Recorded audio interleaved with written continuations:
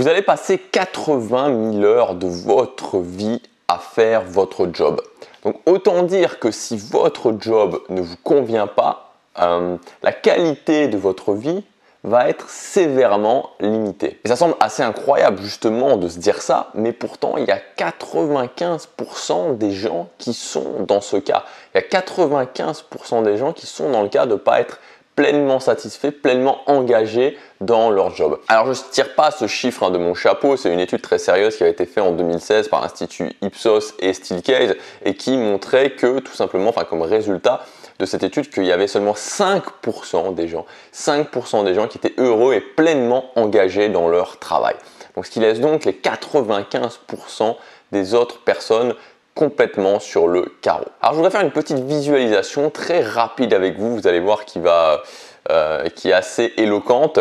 Mais juste avant, je vous rappelle qu'aujourd'hui c'est le dernier jour pour accéder à la formation Vivre de son contenu, 180 jours pour vivre de son contenu. Donc pour ceux que ça intéresse et seulement ceux que ça intéresse, vous pouvez cliquer sur le lien dans la description. Fermez juste les yeux un instant et imaginez que vous soyez dans un job et que vous deviez par exemple empiler des caisses dans des rayons pendant toute la journée. Ou imaginez que vous soyez dans un autre job et que vous deviez passer du temps à motiver des gens, à motiver votre staff et que ces gens finalement ne soient pas du tout engagés dans leur travail et n'aient pas du tout envie de faire leur travail. Donc choisissez ce qui vous semble le plus parlant pour vous. Empiler des boîtes de carton ou alors motiver des gens qui n'ont pas envie justement de travailler. Et vous êtes là pendant la journée, il y a la pause déjeuner qui arrive. Pendant la pause déjeuner, vous mangez votre sandwich. Vous êtes là en train de vous demander ce que vous faites là, dans ce boulot, avec des gens qui sont peut-être autour de vous et des gens qui ne vous conviennent pas forcément, des gens avec qui vous n'avez pas vraiment de point de connexion, des gens avec qui vous pouvez essayer de lier une conversation, mais finalement, voilà, ça passe pas spécialement. Vous sentez qu'ils n'ont pas vraiment les mêmes buts que vous, vous sentez qu'ils n'ont pas vraiment la même vision que vous, qu'ils n'ont pas les mêmes centres d'intérêt que vous. Vous retournez faire votre deuxième partie de journée et à la fin de la journée, il y a votre employeur qui arrive et qui vous met un contrat sur la table. Et ce contrat, il dit quoi? Il dit que pendant les 16 425 prochains jours, vous allez faire la même journée encore et encore, en échange d'un salaire qui ne vous convient pas forcément en termes de vos attentes financières, dans l'espoir d'avoir une retraite. Mais cette retraite, vous n'êtes pas sûr du tout de l'avoir. Et pourtant, même si ça semble complètement fou de se dire ça, tout le monde le fait. Tout le monde signe pour ce contrat. Tout le monde signe pour ce contrat implicite. Alors vous, votre cas personnel, c'est peut-être que déjà le dimanche soir, vous dites mince, c'est la fin du week-end, demain, il faut enchaîner sur une nouvelle semaine et vous commencez à avoir ce truc dans votre ventre, cette boule dans votre ventre qui vous dit que vous n'avez juste pas envie. Peut-être que le lundi matin, quand le réveil sonne, vous vous dites oh non, faut aller au boulot, j'ai envie de tout, mais absolument de tout, sauf d'aller au boulot, et que vous espérez juste qu'une chose le lundi matin, c'est d'être le vendredi soir. Peut-être que c'est la même chose pendant les vacances, c'est-à-dire que peut-être que début septembre, vous vous dites la seule chose que je souhaite, la seule chose que j'ai envie, c'est de retourner en vacances, d'être de nouveau en août l'année prochaine et de reprendre mes 3, 4, 5 semaines de vacances en août l'année prochaine.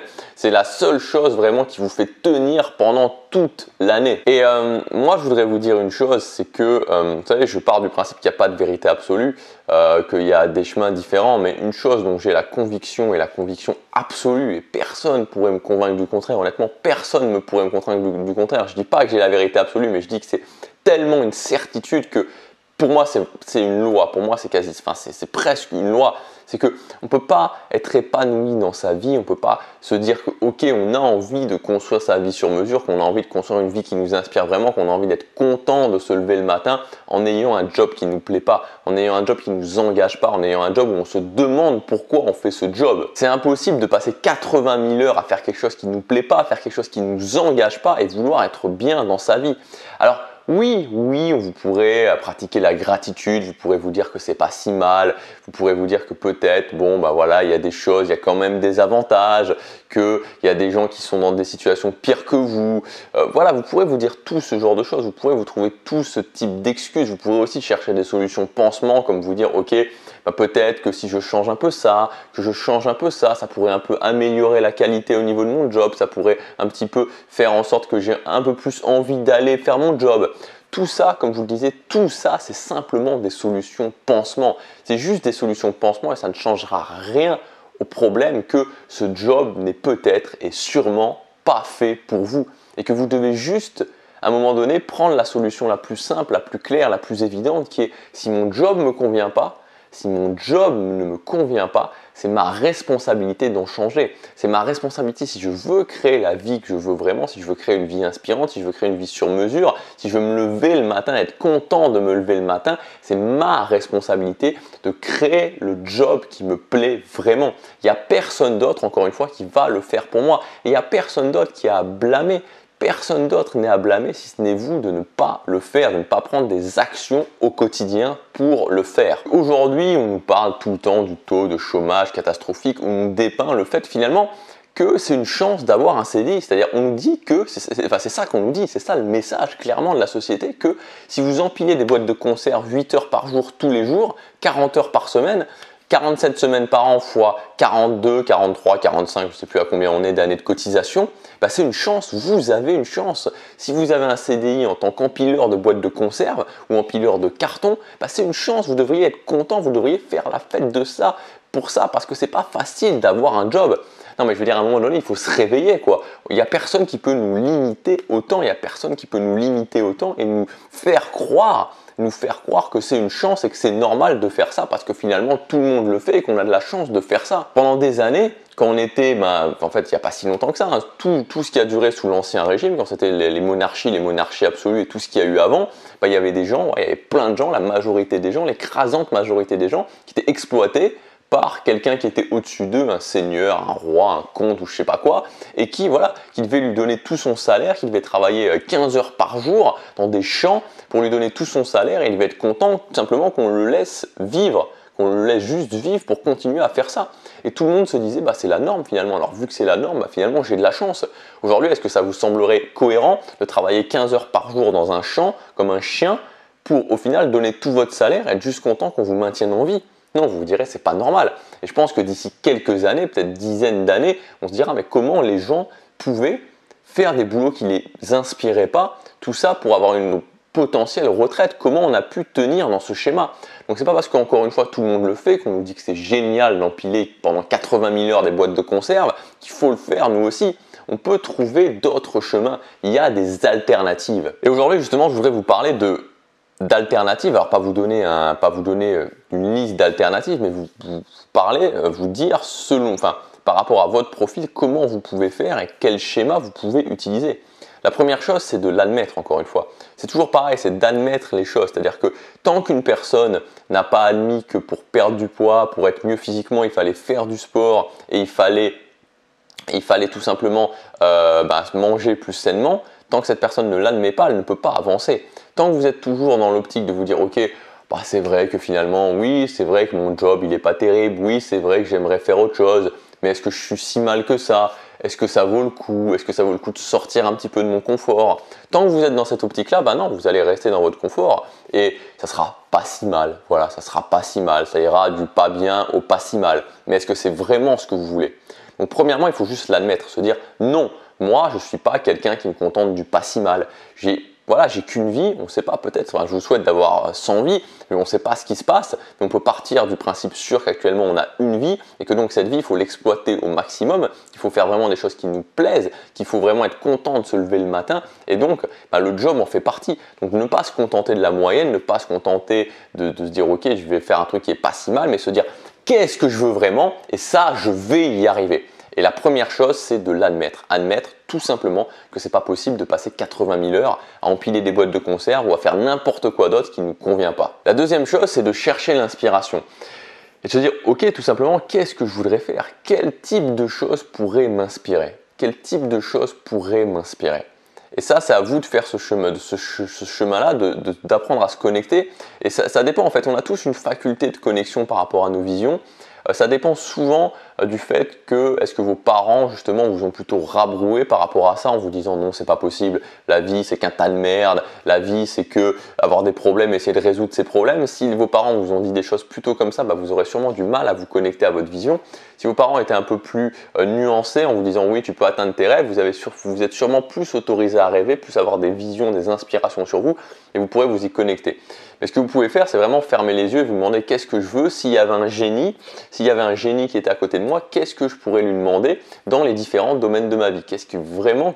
Comment je me verrais? Voilà, comment je me verrais si tout était possible? Et en faisant ça, vous vous connectez à vos visions et vous allez commencer à avoir des inspirations par rapport à certaines choses et notamment par rapport au domaine professionnel. Une fois que vous avez cette inspiration, moi je vous conseille très concrètement actuellement de garder votre boulot. Premièrement, de garder votre boulot et ensuite, toujours en ayant votre boulot, votre job alimentaire, sélectionnez une ou deux de ces visions, une ou deux de ces inspirations et vous donnez à fond pendant le temps qui vous reste de libre en dehors de votre boulot. Et y allez vraiment à fond. Vous donnez vraiment à fond dans ces inspirations. Creusez. Là, je vous parlais du mineur. C'est pas de la différence entre la personne qui attend que ça apparaisse devant lui et le mineur qui est là en train de creuser, qui creuse et finit par trouver quelque chose, c'est-à-dire qu'au bout d'un moment, il commence à voir qu'il y a quelque chose qui brille et il continue à creuser et puis il trouve de l'or, il trouve des diamants, peu importe quel type de métal précieux il y a dans cette mine. Mais en continuant à creuser, en vous donnant à fond et non pas en vous disant « Ah oui, j'ai cette idée ».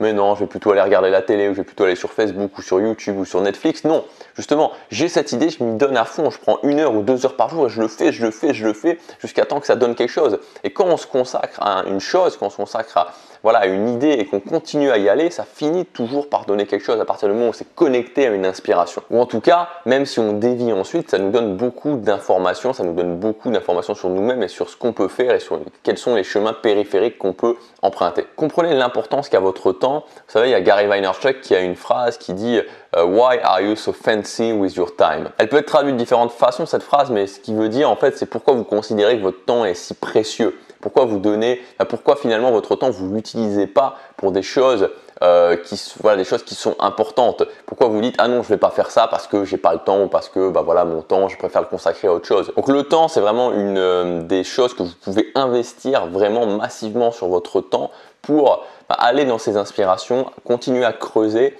et créer des opportunités justement, créer de nouvelles opportunités pour un boulot qui vous plaît vraiment. Ce que je veux dire, c'est détachez-vous de la plupart des gens. Si vous regardez les gens autour de vous, ou même des fois des inconnus, vous allez vous rendre compte qu'ils n'ont pas forcément un boulot qui leur plaît et que le temps qu'ils ont à côté de ce boulot qui leur plaît pas, ils le passent juste pour oublier, pour faire un maximum de choses qui vont simplement leur faire oublier qu'ils ont un boulot qu'ils aiment pas, qui passent la majorité de leur temps à faire quelque chose qu'ils aiment pas.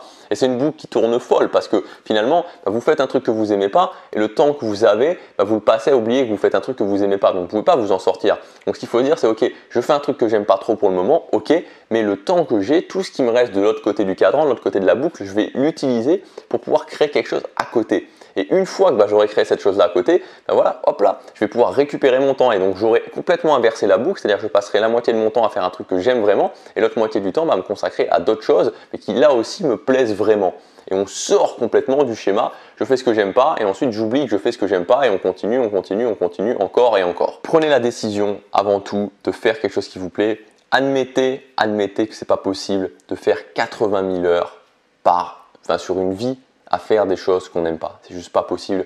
Vous pourrez jamais créer une vie. Vous pourrez jamais être engagé dans votre vie. Vous pourrez jamais être content de votre vie si vous faites quelque chose que vous n'aimez pas au quotidien. Pour ceux qui veulent aller plus loin dans cette thématique, c'est-à-dire pour ceux qui ont admis ça et ceux qui se disent ok moi je sens que j'ai les capacités, je sens que je ressens une envie, je sens que je ressens une inspiration sur la création de contenu et que je veux créer mon job, il y a plein d'autres personnes qui l'ont fait, je veux créer mon job dans cette création de contenu. Vous pouvez accéder encore jusque ce soir à ma formation 180 jours pour vivre de son contenu en cliquant sur le lien dans la description sur la fiche juste ici. Dans cette formation je vous prends par la main et on crée vraiment la base, les fondations, donc créer du contenu gratuit qui va plaire aux gens, où les gens vont avoir envie de continuer à regarder. Créer du contenu payant de qualité, créer des offres de qualité et des formations de qualité, c'est ça le plus important. Quand vous créez des offres de qualité et des formations de qualité, les gens vont naturellement, quand vous allez sortir une nouvelle formation qui va les intéresser, acheter cette formation. On voit vraiment ça ensemble, on s'y met. Tout ce que je vous demande, c'est d'y consacrer 2 fois 30 minutes et vous verrez en y consacrant 2 fois 30 minutes, en suivant le programme à la lettre, en suivant les étapes les unes après les autres, dans 180 jours, vous serez en capacité de vivre de votre contenu. Donc c'est disponible jusque ce soir. Moi, je vous dis à demain pour la prochaine vidéo. Passez à l'action, chaque jour compte.